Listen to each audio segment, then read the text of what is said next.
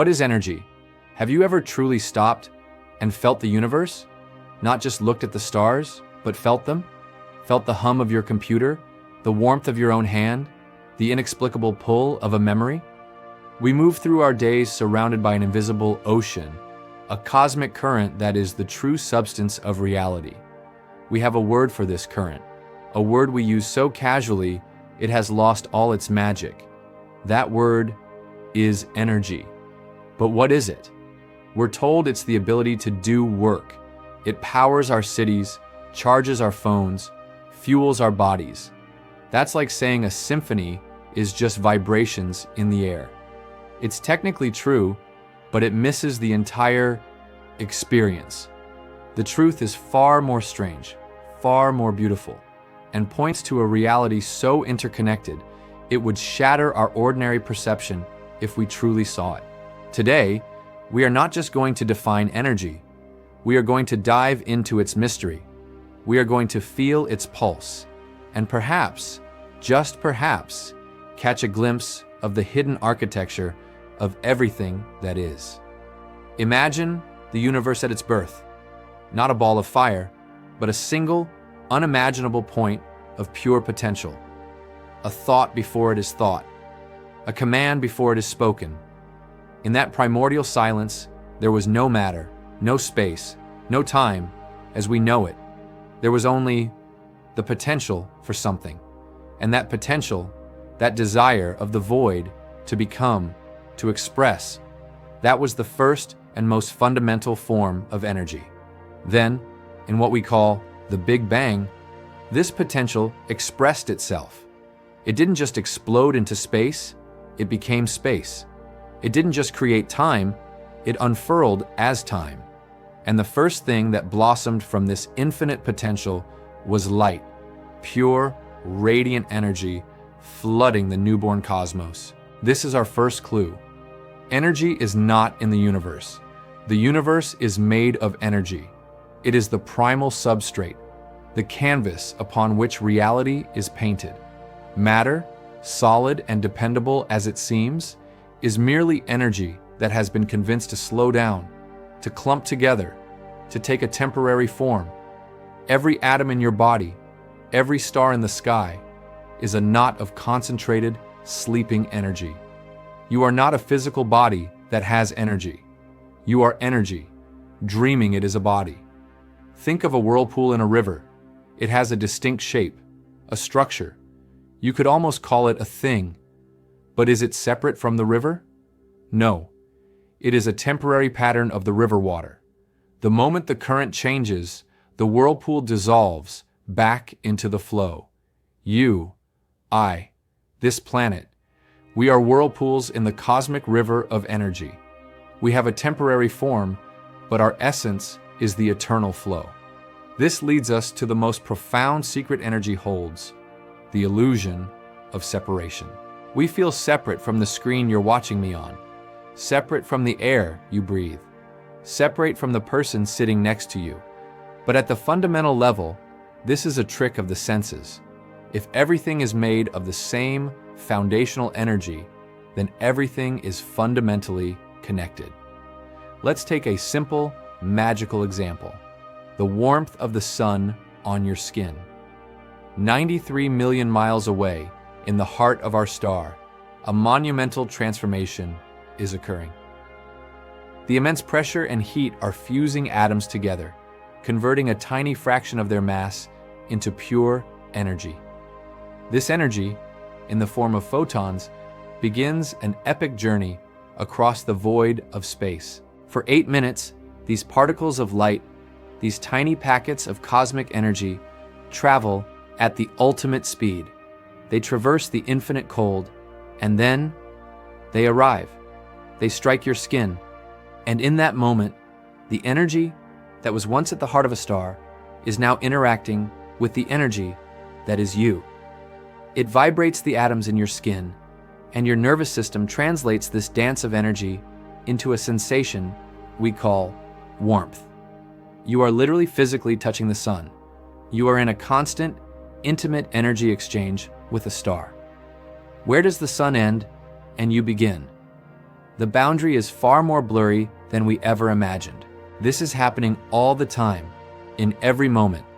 The food you eat is captured sunlight, stored by plants. The water you drink is ancient. Its molecules danced in primordial oceans and fell from the skies as rain, powered by the sun's energy. The very oxygen in your lungs was forged in the heart of a long-dead star. We are not just connected to the universe. We are expressions of it. We are the universe feeling itself, experiencing itself, through an infinite number of temporary eyes and hands. Now, if energy is the fundamental substance, where does it live? Modern physics tells us that what we perceive as empty space is not empty at all. It is a seething, bubbling, vibrant plenum of activity. It is filled with what we call quantum fields. Imagine an infinite, invisible ocean. This ocean is perfectly still and calm on its surface. But beneath that surface, it is teeming with potential. Everywhere, at all times, tiny ripples are spontaneously forming and dissolving. These ripples are virtual particles, popping in and out of existence, borrowing energy from the void itself.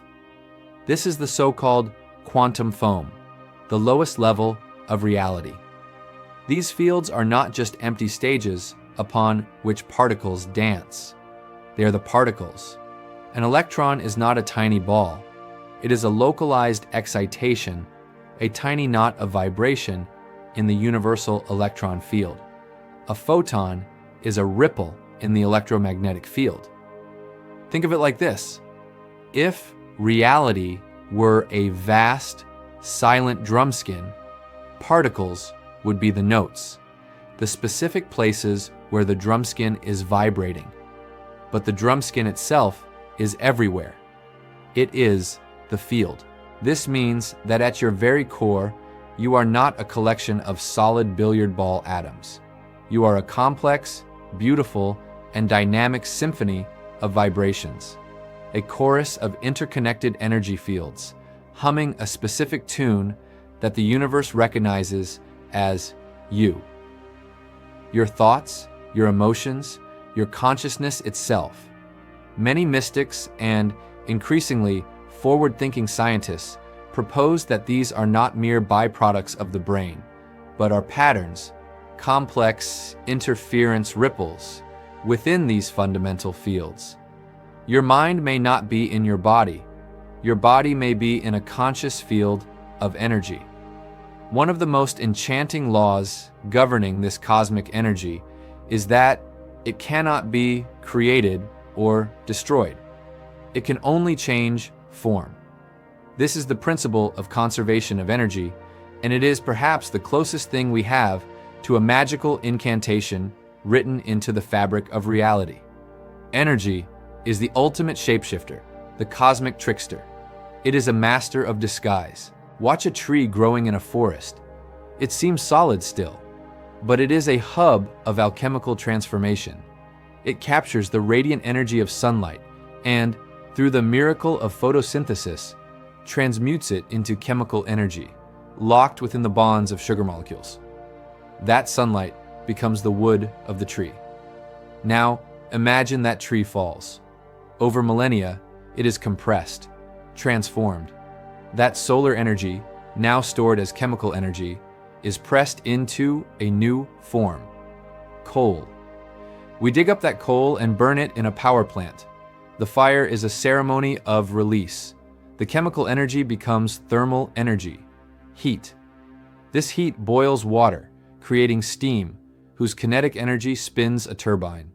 The spinning turbine, through electromagnetic induction, conjures electrical energy, a flow of electrons through a wire. This electrical energy travels to your home, enters a light bulb, and is once again transformed back into light and a little heat. The sunlight from 100 million years ago is glowing in your room tonight. The same energy that fueled a primeval forest is now allowing you to read a book or watch this video. The same energy that danced in a star's core now dances in the synapses of your brain as a thought, as a feeling, as love. Where does the energy of a thought go when the thought is gone? It doesn't vanish. It dissipates, transforms, joins the wider symphony. The anger you felt yesterday, the joy you experienced last week, their energy has rippled out into the field, affecting the whole in ways we are only beginning to comprehend. This is not metaphor. This is physics. We are all participants in a constant cosmic dance of energy exchange. So, if we are all made of this interconnected, intelligent energy, can we perceive it? Can we interact with it more consciously? The answer, I believe, is a profound yes. We are not passive recipients. We are transceivers. We are constantly broadcasting and receiving on these subtle energy frequencies. We have just forgotten how to listen. Think about the last time you walked into a room after an argument. You could feel the tension, couldn't you? It was thick, palpable. That's not just your imagination.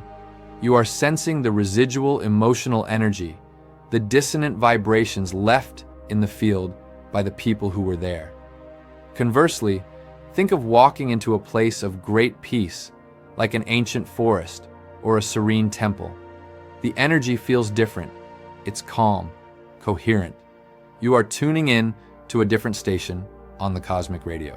This is what we often call vibes. It's a colloquial term for a profound truth. We are sensing the quality of energy in a person, a place, or a situation. Empaths, highly sensitive people, are simply those with their internal receivers wide open. They haven't built the filters that most of us use to block out the constant signal. And what about our own personal energy?